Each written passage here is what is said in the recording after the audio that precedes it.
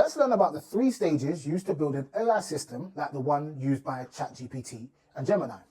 So this is part 1. I'll be covering the first stage, pre-training for completion. And in the subsequent 2 parts of this video, I'll be covering stages 2 and 3. So pre-training for completion. This is not dissimilar to the process that you and I will go through when learning a new language. So let's say I want to learn Spanish.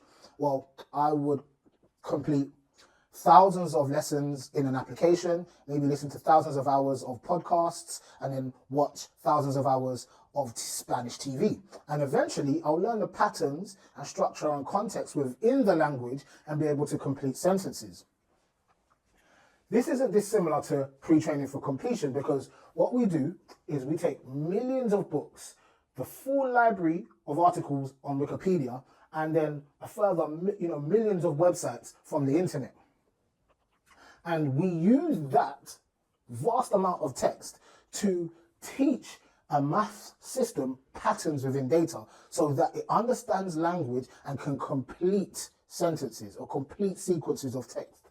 So how does that work? Well, let's use a simple example. The process looks like this.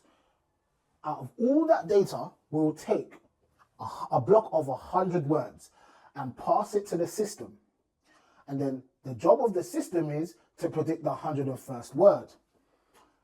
If it's wrong, we make adjustments to the system, and then we move on from 2 to 101 and ask it to predict the 102nd word. We go on and on and on through all that data, right? Which is, trillions of lines of text.